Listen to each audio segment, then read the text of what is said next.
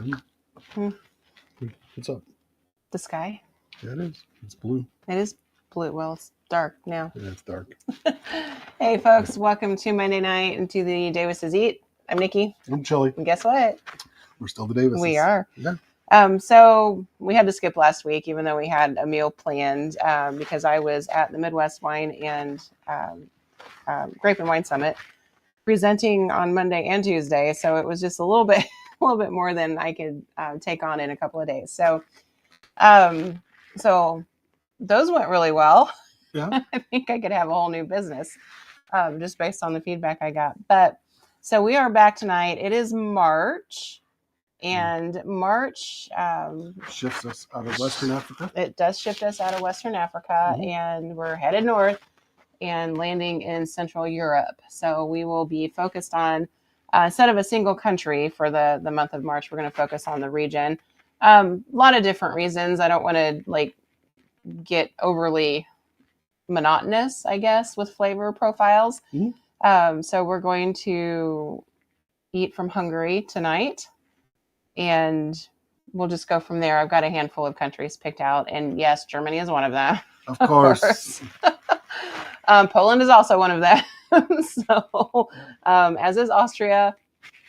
So we've got quite a bit of a pretty hearty food lineup for the month of March, and then April will take us into another part of the world. So, so goulash is on the menu tonight, and I will leave the conversation there for the moment. So you can tell us what we're drinking. We're going to drink martinis. We're going to go with a little bit of a twist on a martini. Everybody's had dirty martinis. Everybody's had regular standard martinis. We're going to go with a little bit of a pickled olive martini, a little dirty and pickled. Well, dirty pickled, yeah. That didn't come out right. A dirty pickled green beans. Yeah. There you go. That's it. So we're going to have pickled green beans in our martinis. So we're going to do that. And we're using Leapy's pickled green beans, hot pickled green beans from Leapy's. So Leapy's is local. Leapy's is local to us. And Hey, I wanted something different. And that sounded good to me. You don't like olives, so we're kind of making something that you and I both will like. Yeah. Let us know that you can hear us okay. So we're going to start with 2.5 ounces. Oh, that was a hiccup. Vodka per cocktail. Camera. Well, you're kind of off camera. They just thought it was me. Because I'm on camera. So we've got 2.5 ounces of vodka. We're using this vodka. Pick your poison on vodka. We're going to go 1/2 ounce of olive juice.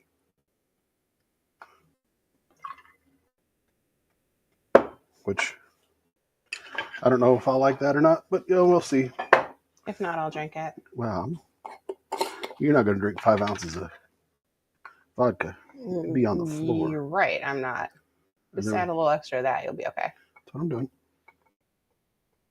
And I'm going to go 1 ounce of pickle juice. I like mine very pickly.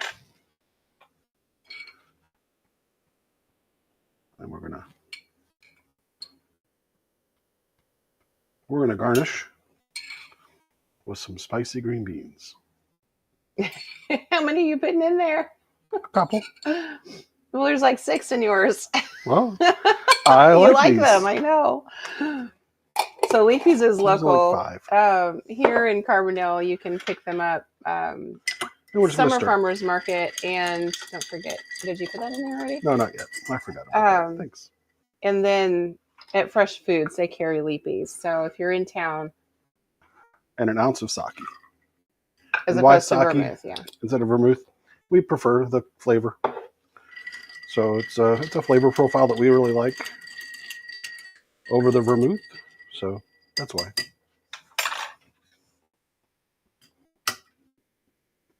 And we'll try to go 50-50.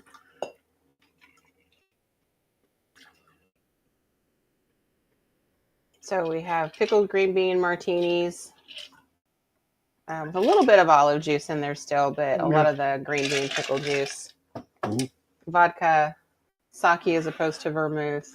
Gives it just a little bit different Different flavor. Different flavor. Cheers. It smells good. Mm. And because they're spicy pickled green beans, my nose is going to run. Yeah, that's good.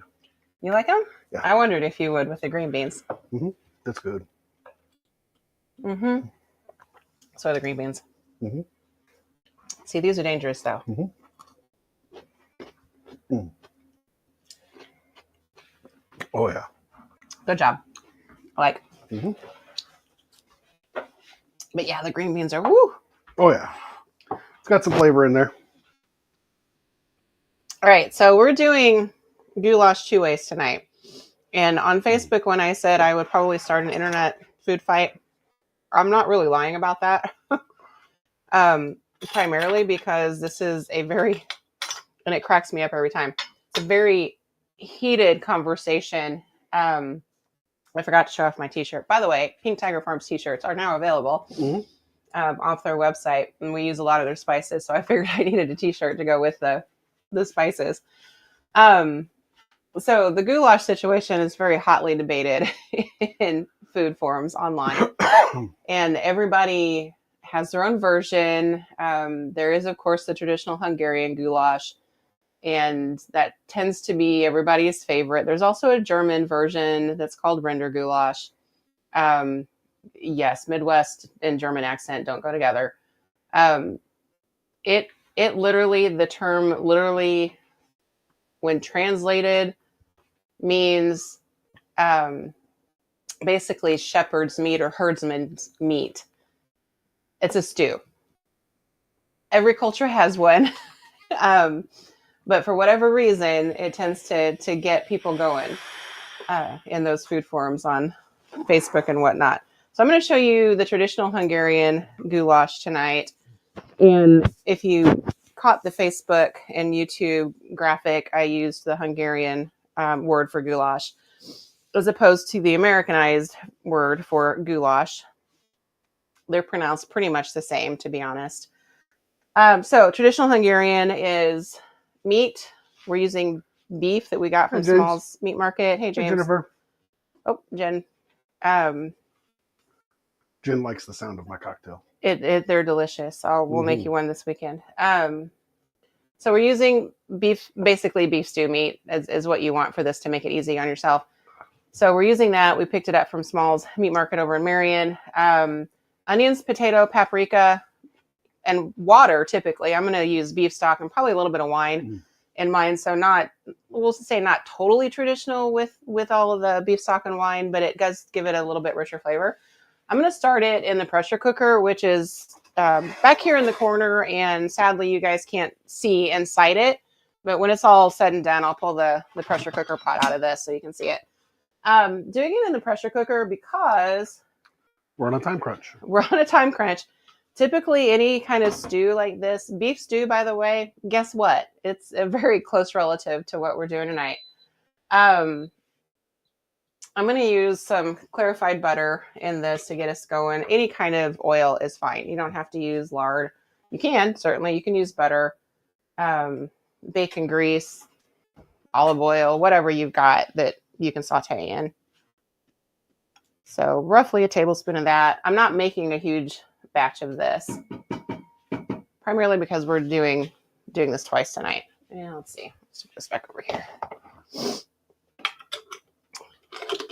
So onions, potatoes, beef, liquid. That's it. Paprika, and we'll talk about the paprika here in a bit. So onions that are kind of bite size because we don't want teeny tiny little pieces in there. Should have brought it over here and let them see it. Yeah, I know. I didn't think about that until after I popped them in there. Potato. And I'm going to use about a pound of meat. So what I have found is typically a russet, maybe two, and I only have one. So we're just going to put one in there. Is really all you need. You don't need a lot. And that was one onion chopped up and chunked in there. Jen says that we need to tenderize that stew meat, and the pressure cooker does that.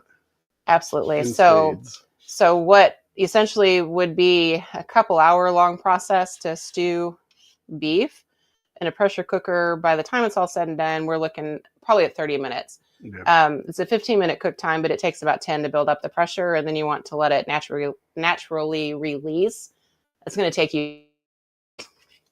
And yes, Jen, you're right. It does it in spades. So we'll get most of the peel off of this. I'm not too worried about it.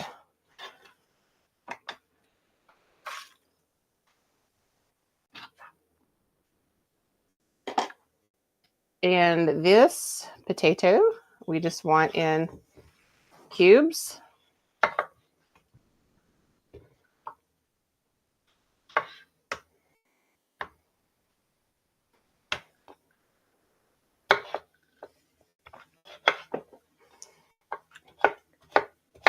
And I'm doing small chunks, and that's a personal preference with me. So do bigger if you like bigger chunks in your beef stew.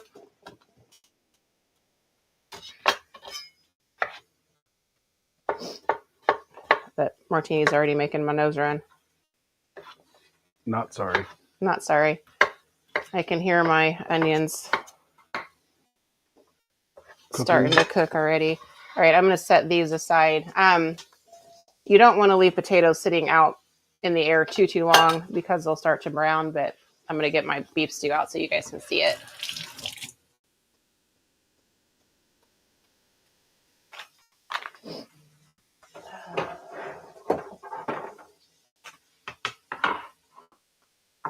So red cutting board, raw meat.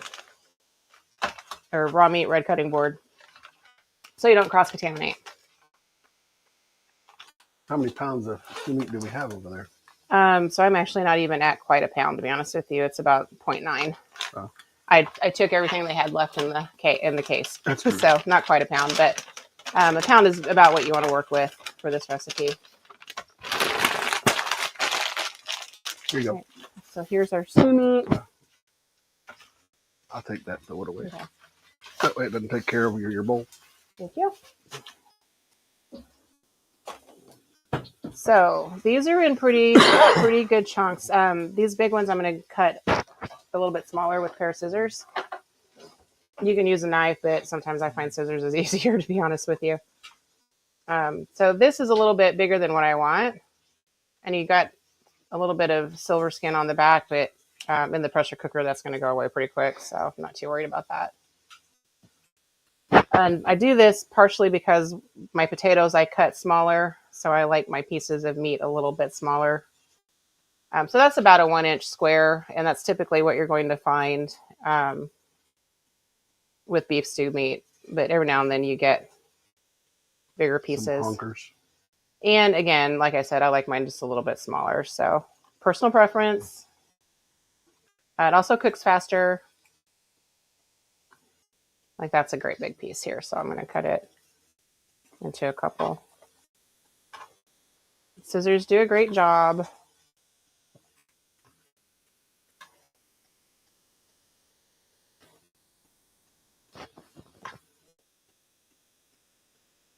All right. I'm going to wash my hands real fast and then we'll drink. Drink, everybody. Then we're going to stir our onions. Mm-hmm. I can do that. Okay. Here. Use that. The chili bean's going to stir the onions. So we'll put this in. I'm going to let it brown a little bit just to build up a little bit of flavor. Then we'll put our potato in. I just use beef bouillon to make beef stock. I don't keep beef stock because it takes up too much space. Paprika. Hungarian paprika is actually sweeter than your standard paprika you're going to find in the spice aisle at the grocery store. This is actually out of New Jersey, but it's in a Hungarian sweet style. You can pick this up at International Foods here in Paul? Town. Who? Paul, Hurley. Hey, Hurley. I'm going to add to that, though, Pink Tiger Farms has a smoked Hungarian paprika. So we're going to use one that is sweet, not smoked, one that is sweet and smoked. So it's going to give it a little bit of a smoky flavor. So the two together, I'll have about probably a full tablespoon of paprika. Now, there is no tomato. Jeff's going to love that. Yay. There's no tomato in this one. The red color, quite honestly, comes from the paprika, and I'll put some of that out in a little dish so you can see the color there. All right, actually, before I do that, I'm going to put the beef in so I can get it going. God, the onions smell delicious, though. Mm-hmm.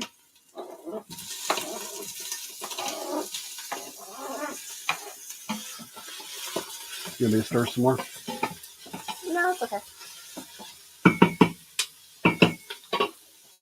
All right, so red cutting board goes in the sink. We'll wash it later. Oh, Paul says he used smoked on his deviled eggs. Oh yeah, I love paprika on deviled eggs. Love, love, love. All right, so I'm going to use 2 tablespoons of the regular Hungarian. And yes, it's quite a lot, but it's dehydrated sweet pepper basically. So you're not adding spice to this. The campfire smoked Hungarian paprika from Pink Tiger does have a little bit more heat to it. You can get Hungarian paprika anywhere from sweet and mild to hot, and the hot is still sweet. It just has the heat behind it. But again, regular paprika in the store is not. It's mild and it's not got any sweetness to it.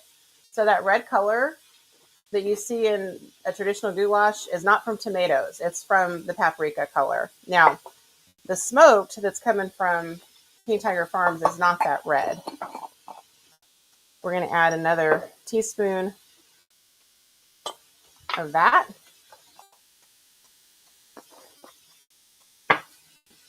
And we're going to do, we'll see what we need. I'm going to do 2 cups of beef stock to begin with. And I'm going to add a little bit of extra bouillon to it because I know I'll need more water before it's done. So about a tablespoon per cup will get you a decent beef stock. I'm going to add just a little bit more than that. So when I add additional water later, it doesn't mess up the beef flavor. My nose is ready. I'm just going to use mine. Or say you could have used my stir stick. That's okay. It's only got vodka and I don't worry about those clumps. Those clumps are going to disappear in the pressure cooker. All right, let me check this real fast, and then we'll get everything else dumped in here.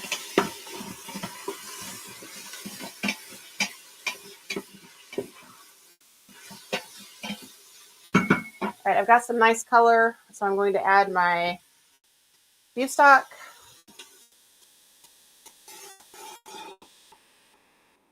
We're just going to hang on to that.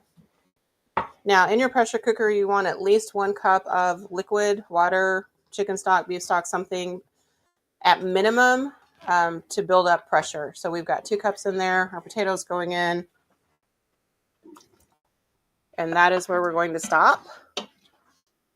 After this is all cooked, I'll probably thicken it with some wine and a cornstarch slurry, so it'd have a little bit of extra liquid in it. And, of course, our paprika. You know who we're dedicating tonight's show to?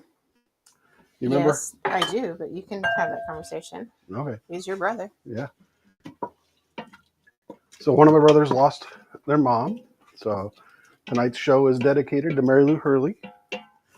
Mama Hurley. Mama Hurley. And hopefully she likes martinis. And hopefully she likes goulash. Oh, I can't imagine she doesn't like martinis. She is from the Midwest, so I would say that goulash is... Well, at least one version. Mm-hmm. Although, we were joking the other day that it was kind of poor people food when we were growing up, to be honest. So yeah. The other one. Okay. So turning this off saute mode, turning it on 15 minutes high pressure, or if you've got like a stew setting on your pressure cooker, you can use that. I have a stew setting, but it's 15 minutes on high pressure. Make sure it's locked and sealed. Mm-hmm. Otherwise it won't cook. We'll take about 10 minutes to build up pressure, 15 to cook. We'll let it cool down, and then we'll thicken it up. Yes. Drink. Drink cocktails. Woo! Ah, Whew.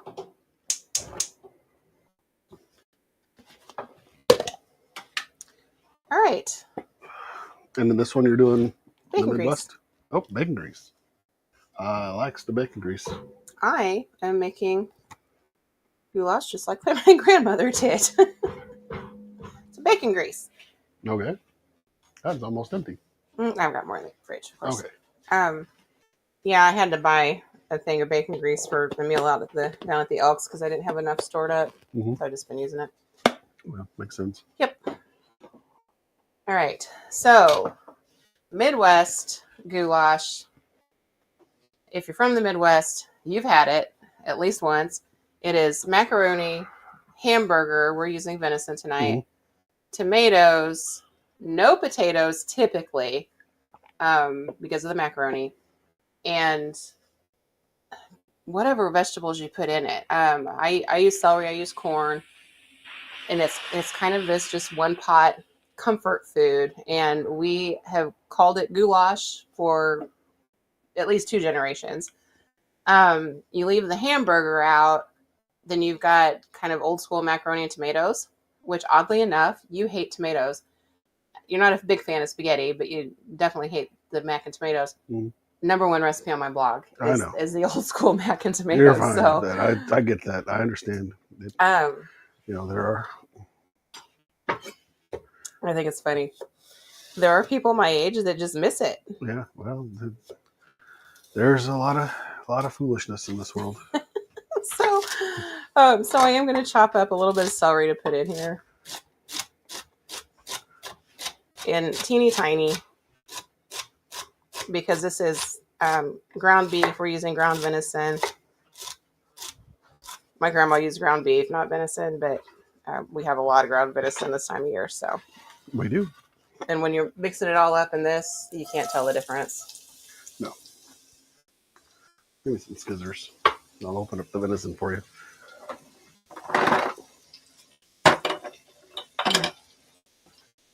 All right, so I cut it through an onion a while ago, and I got this little brown spot. So I saved it to show you. Pretty prominent there, not as bad here. Don't throw the whole onion away when that happens. Peel the layers off of it, and use the good part of the onion. Pitch the bad part, because not the whole onion is bad. So even like this right here, thank you. Mm-hmm. I'll pull that skin off. I will cut through that. Waste not, want not. And then we'll cut that off. And I'll cut that off. All right. So we're going to dice this, not too little, but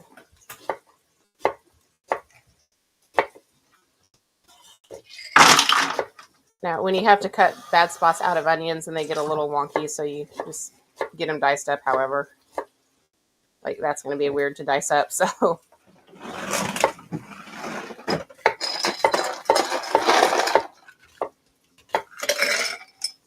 And I had another half an onion sitting here thinking I'd You need more lose more than I martini or did. no? Not yet, but make me another one. Okay. Because I'll happily drink it. I love them. So this is still just... Hio wants to know what is Hungarian goulash. Hio from YouTube. Hio from YouTube. So Hungarian goulash is basically a stew, is what we would call it here in the Midwest, that has beef or pork. We're using beef tonight. Potatoes and onions cooked down, slow cooked typically, with water or beef stock and a whole lot of Hungarian paprika. And that is your traditional flavor profile. So we have that going in our pressure cooker tonight. What I'm making right now is an Americanized version of goulash that showed up probably during the Great Depression in this country, in the Midwest. We add macaroni to this. It's hamburger, ground beef hamburger, vegetables. And the way my grandma always made it was vegetables on the day that she was canning from the garden. So we always had this in the summertime. And that's kind of how I'm making it now. in the Midwest, you're going to find all sorts of different recipes for it. But the base of it is ground beef, macaroni, and tomatoes, and then whatever other vegetables grandma puts in it. So two very different versions of a recipe that this one descends from the original. And that happens a lot, to be honest. If you look at migration patterns of people through the U.S., you're going to see a lot of traditional cuisine that gets changed and shifted based upon what we have locally where we're living at the time. But also, which is why we're making cocktails with green beans, yeah, local green beans, local pickled hot green beans. And then the Great Depression caused a lot of other shifts as well. So macaroni hamburger stretches the meal. Oh, I made that one without the dirty martini mix. Better for me, yes. A lot more heat in the juice. But our beef stew that we make here in the Midwest, that's beef and carrots and potatoes, and sometimes you'll get peas or onions, or sometimes I see green beans in it. It's a descendant of goulash too. Yeah. Okay, so we're going to let that cook. So, Hio, where are you watching us from, if you don't mind us asking?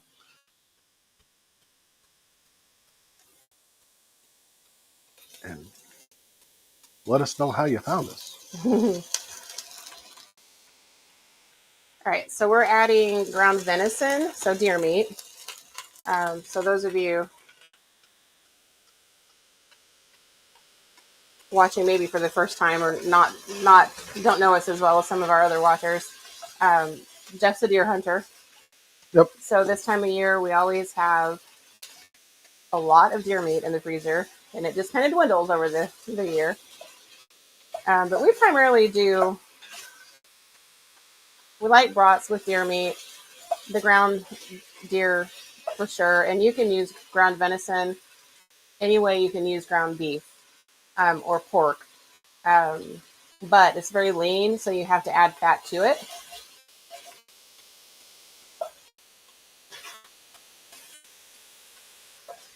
So hence the bacon grease. Now, I don't remember, does Fred's add beef tallow to their venison? Only if we ask them to. Okay, so some places will add beef tallow to the venison when they grind it and package it. Otherwise, so that helps the fat content. Otherwise, it's really super lean and you can overcook it very quickly. So always add fat to it. We just, whenever I get it that way, I don't get it that way. Yeah. They do beef or pork or 100%. Yeah, and you do 100%. Mm-hmm. I think we did the tallow one year and didn't like it quite as much, but again, personal preference and what your processor will do if you're, and even if you buy, like, around here you can buy a pig or buy a cow and have it processed and have that in your freezer. So what else do you need in there? You need your maters? I will need the maters. All right. Over your right shoulder. Thank you. Welcome. So first I'm going to add about a tablespoon of tomato paste. And that's going to caramelize on the heat. So a little bit sweeter flavor. Oh. Hio's from Texas and he watches a lot of cooking videos. So good deal. I'm glad that you found us. Join us. Yeah. Thanks for hanging out. We do these pretty much every Monday. Pretty much every Monday. We miss a Monday here and there, but yeah, life happens every once in a while. So yeah, we just cooked dinner on Monday night for the folks who are watching, and typically we're done in about an hour, sometimes under an hour. So it's a way to be with people. We started during COVID. Yeah. And when everybody kind of got back to normal, we just kept doing it because we had a handful of folks that liked it and watched it and hang out with us every Monday night. And we have to eat anyway. So. Well, right. Yeah, exactly. All right. So I'm going to add the same amount of paprika. So this was, by the way, a pound of the Was it a pound or a pound and a half? Probably it's a little over a pound, I think. Yeah. So same amount of the paprika here. Going in with Pink Tiger Farms, which is a local product.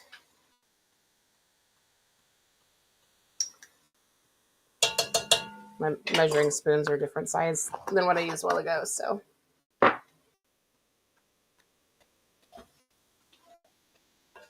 So here you'll notice that we focus a little bit on local ingredients. So some of the items that we're using tonight you can only get in the Midwest and Southern Illinois, which is where we're from. And then, but there are always similar items available. Oh yeah, easily. Typically everywhere in the States. So to mimic my grandma's recipe, I use canned tomatoes. She would use fresh out of the garden with celery, but And we're going to have to drink because you're going to have to wash your hands again. yeah, I am. Yeah, I know. So when you make Woohoo. macaroni and tomatoes, or we make this, get the stewed tomatoes that have celery and onion already. Even when you open the can, and I'm crushing them with my hands, but even when you open the can of tomatoes, the smell, like it smells like my grandma's kitchen when I open the can of tomatoes. So I know I'm on the right path there. Washing my hands.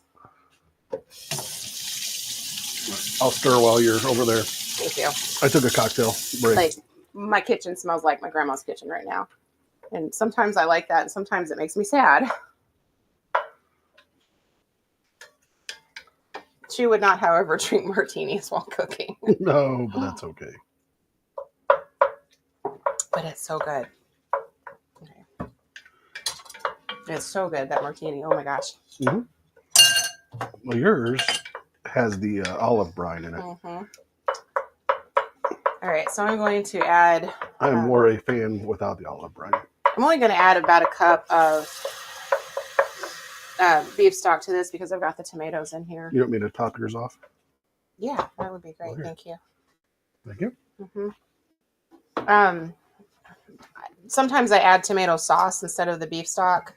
Either direction there is okay. It depends on how tomatoey you want. Ooh, hello, that might be a little bit more beef stock. Yep. Thank you. Thank you. Thanks, James.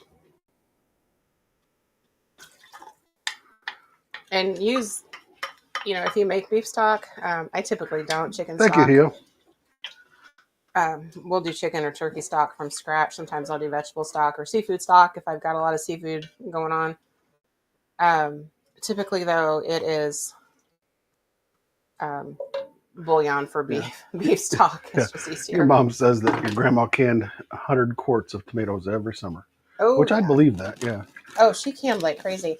Yeah. She was kind of done canning by the time I was old enough to remember it. I remember it a little bit. Mostly I remember losing quarts of green beans because they blew up in the basement one day. But that's maybe beside the point. Yeah. I remember that because it made a humongous mess. Oh, I'm sure. All right, so I actually have corn in the freezer from Thank you, summertime. James. So if you get corn, I am lucky enough to have a girlfriend who lives next to a cornfield. So sometimes we get corn, a lot of corn. Yeah. Do you want me to put you over there at the prep? Yeah. All right. So I freeze it right in the shuck. I don't do anything with it. I trim it so it's clean. Freeze it right in the shuck.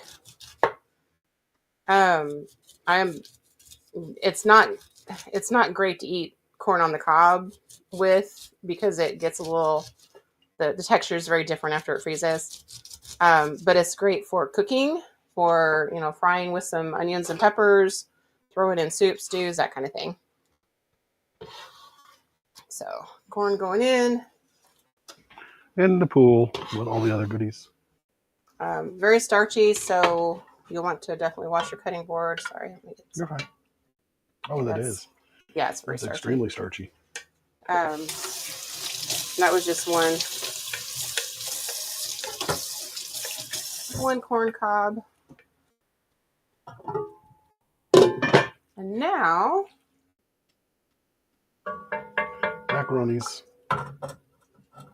half a pound of elbow macaroni. One thing I didn't tell you about the Hungarian goulash is I've seen recipes where it's served with egg noodles or by itself or with a Hungarian dumpling as opposed to a noodle. So the macaroni in this is still, relatively authentic. Might be a bad use the word to use, but Oh man, that's a lot of food. yep, it is.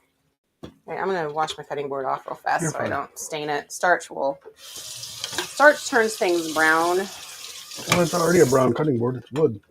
I know it's probably fine, but I've had like if you leave, don't clean off a dish towel that you've used to wipe up starchy messes, it'll turn the towel brown. Oh.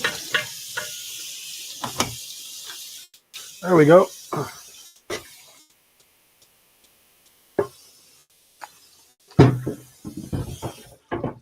Okay. All right, we've got some time to kill. We've got here. a little bit of time. That's okay. Anybody got any questions, commentary?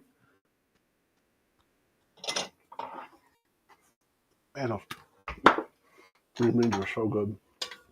Yeah, they are. This actually doesn't have enough tomato in it for me, but we're just gonna deal with it. It has way more tomato than I want. I know.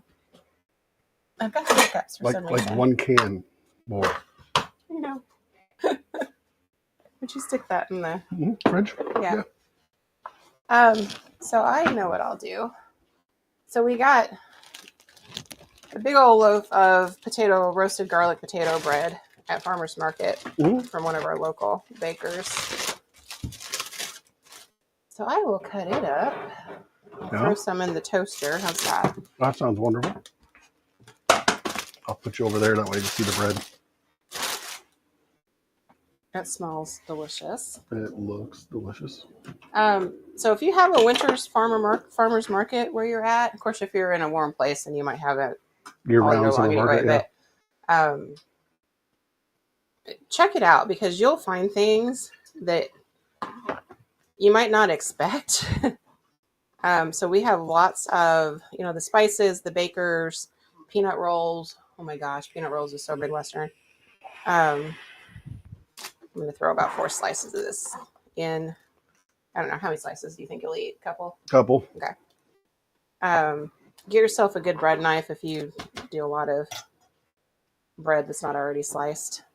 Yeah, I know. That's the heel. Nobody likes the heel of the bread. Nope. I don't remember what brand that one is. Is that a Mercer? Don't remember. It is a Mercer. 5 minutes left on the...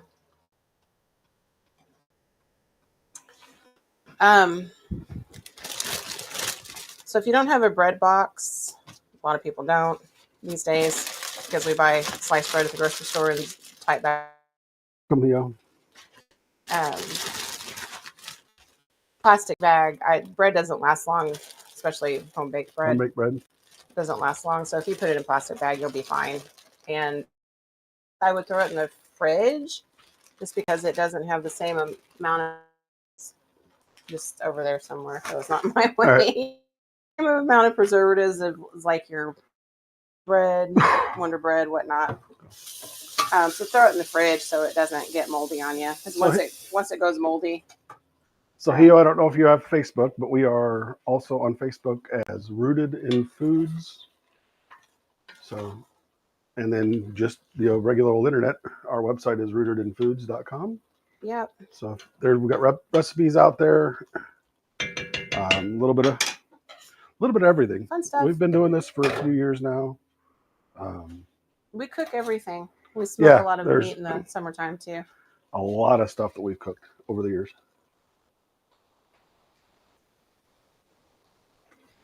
And everything has been live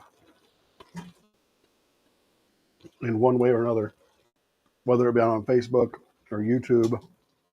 Got a pretty large back catalog with doing this for 5 years. I don't have all the recipes written. Oh, that's so good. It doesn't have enough. You need another can of tomatoes in it to make it. But no. The Pink Tiger Farms smoked paprika. That was a totally different dimension to that my grandma would not have done by any stretch. I need a plate. Well, you get a plate. I'm going to get some of this that doesn't have any tomatoes in it. Pick the tomatoes out? Well, there's a lot of everything else in here.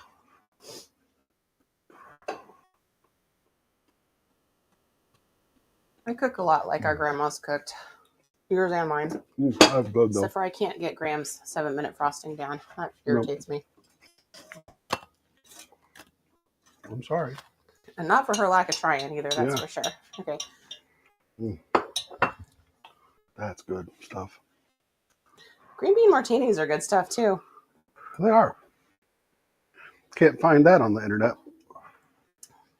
Oh, I don't know. Never know what you'll find. Mm-hmm.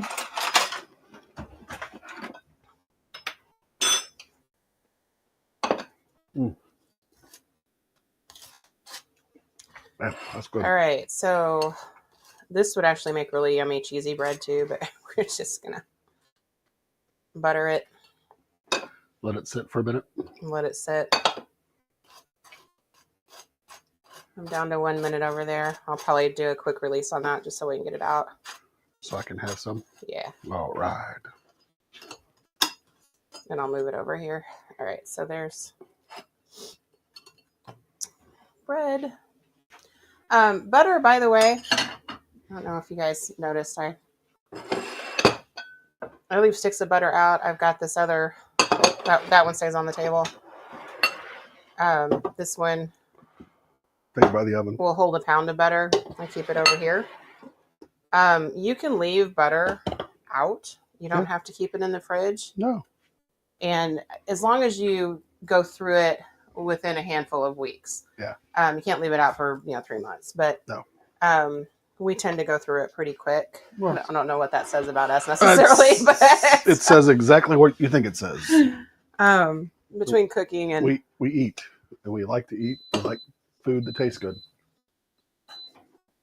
All right, so ding dong. Yep. So I'm down to 0. You could let this release naturally. It would take another 10 minutes. I'm not going to. What you're going to hear is a big old hiss. And move your hand out of the way so you don't get hit. So we'll let that do its thing. All right. I'm really looking forward to that over there because that has like everything that I love. I like them both. That's not bad as long as you can miss the tomatoes. Here's one. That's like a bowl for you.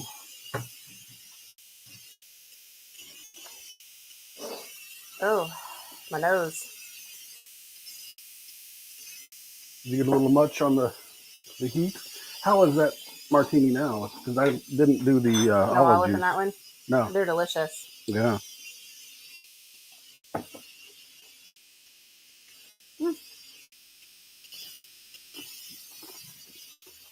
Ooh, sorry. Oh man, that was a little warm. I'm going to make a real quick cornstarch slurry because I already know I'm going to need it. The one thing about the pressure cooker, it will not thicken anything. No. So you have to do that after the fact. So this has potatoes in it. So a couple of ways that you could do this. If you've got potato flakes, dehydrated potato flakes, so like instant mashed potatoes, that is an easy and perfect way to thicken something? To thicken anything that's got potato in it already. Because it's just going to mix in. It turns into potato starch, basically. I'm going to use cornstarch tonight. And I'm going to put about a tablespoon of cornstarch in here. I can do this right in the pressure cooker. I don't have to take it off, put it on the stove, anything like that. Yep. So if you want to pop them back over here real fast. To that? Mm-hmm. Okay. Well, you can almost see it. Sorry. I'm going to put, instead of using water or beef stock, I'm going to use a little bit of wine. Mm-hmm. Not traditional necessarily, but it's going to give a little bit more depth of flavor to our goulash. But it's a quarter cup of wine, if that.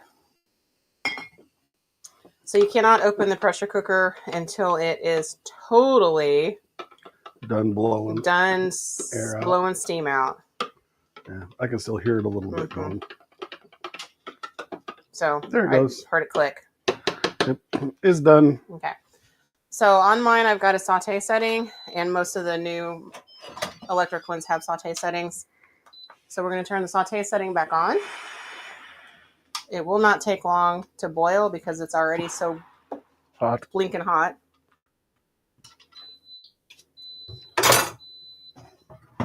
Oh, I can smell it. Yeah, I can too. So for your slurry to activate, you have to get it to the boiling point. And then it will start to thicken. It will not thicken until it starts to boil. So we're just going to let it go for another minute. You want to take your camera over there and look in on that or no? Yeah, I'll try. Take it. Oh, you got me off here. I got you up here.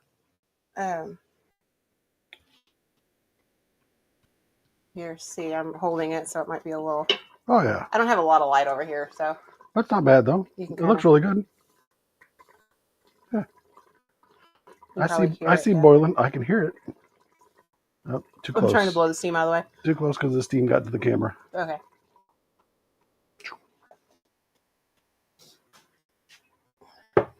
It's going to be super hot when it comes out of there, too.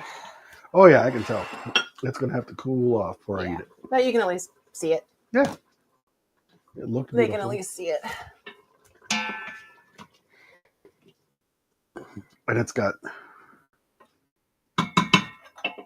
Now, if you don't like it like super, super thick, don't do super, super thick. This has almost no sauce on it.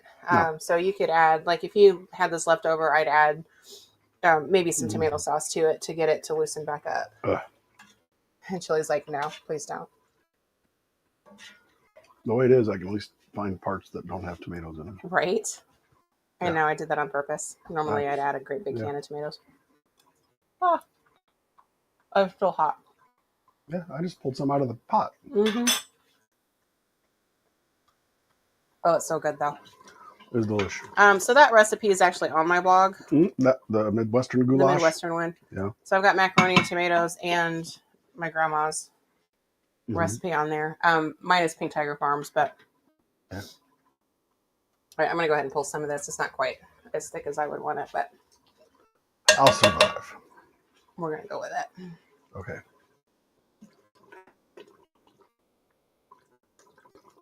I bet you I'll figure it out.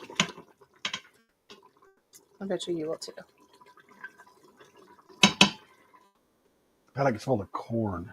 Oh, yeah, and this one. All right, here's that one. So we've Ready? got two. Yep. Two different goulashes? Yep. So traditional Hungarian meat, peppers, potatoes, a lot of paprika, beef stock, a little bit of wine at the end to get it thick with a slurry, cornstarch slurry. American rendition, like Kostas. I said. Hey, Kostas. Lots of different recipes, but the base of it is tomatoes and or tomato sauce, ground beef. We're using ground venison and the macaroni. Those are your three base components. I added celery, onions, corn. It's minus the pink tigers, which is has a little bit more heat to it than what we would have had growing up, but and we would have had more tomatoes growing up too. But so it's pretty close. You weren't married to me when you were. I wasn't married to you growing up. So you are correct about that. You can use that as an excuse. So there it is. So traditional. Can you get close ups? Original.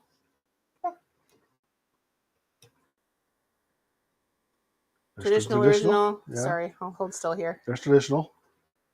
There's original. There's Midwest descendant. And then there's the bread. Bread. Yep. Gotta have bread. So this one you could serve over noodles. Egg noodles would be appropriate. You could eat it by itself or some sort of like dumpling. I've seen recipes that date back, 150 years that have go either direction. So there we go. All right. I'll get it back to us. Thank you. There you go. Yep. I'll take some pictures here in a bit. Oh, yeah. And then a martini. Yeah. So we did do a little different twist on the martini. Mm-hmm. We did a Midwestern dirty martini, Midwestern local, Southern Illinois. Southern Illinois, Local. Leapies. We're going to call it Leapies Pickled Green Bean spicy martini. Yeah. I don't know what we're gonna call it. Yeah. But that makes a heck of a martini. So we Marcy. used Leapy's spicy pickled green beans instead of olive juice in the dirty martini, and then we used the green beans in it. And it's really They're good. really good. Yeah. It's got that little spicy kick when you drink it. Mm-hmm. But So, not so much. I mean, no. it's making my nose run, but Yeah. you guys know the story. Hi, Steph. Hey, Thornton. Hey, guys. So cheers to the internet goulash war. Mm-hmm. And Thornton says his goulash is his specialty. hey, I'm going to hold you to that. Yeah. Absolutely. These are good. Yeah, I know. I've had a couple. Just a couple. No, just a couple. So, no, it's only 5 ounces of tequila or vodka. Only 5 ounces of vodka. Yeah. All right. Okay, so we're good. We're done, and it's under an hour. Yep. That's what we aim for. 50 minutes. The American version comes together really fast because it's ground beef and macaroni, and I pre-cooked the mac, but Yeah. Yes, you could put cheese on it if you wanted to. I don't. I'm a traditionalist where that's concerned. Mm-hmm. This comes together quick, easy busy weeknight meal. Other one, pressure cooker, and we still had it done in under an inside hour. of about 35 minutes, give or take. So even trying to thicken up the base of it. So we're under an hour. That's, yeah, if you've got, you can do this. Anybody can do this. you can do this. Yeah. Absolutely can do this. Yeah. Just, don't drink near as heavily as we do during it, and you'll be fine. You might be fine otherwise. Yeah. Drink responsibly. How's that? Yeah. So, speaking of which, we're going to go eat dinner now. Yep. And find our child, and go from there. So next week, I'll keep it a secret for now. So think Central European. Definitely Central European. I've got it kind of laid out. I will tell you that next week's not Germany, is it? No, next week's not Germany. Okay. I think Germany is my last one. I don't actually remember without. As it would be. We were trying to prevent a lot of overlap in flavor profile, but it's still going to be pretty Central hefty. European, yeah. Pretty hefty on the comfort food level. Yeah, you're going to notice some Midwest vibe in it. So we're going to have to, walk another mile or 3 during the day. Sure. Okay. Sure. Right. I love you. Yeah. All right, folks. We'll see Thanks, you James. next week. Glad you got to hang out with us. Thanks for watching. Yeah. We'll see you next week. Peace out, everybody. I'm going to go blow my nose now because it doesn't take much.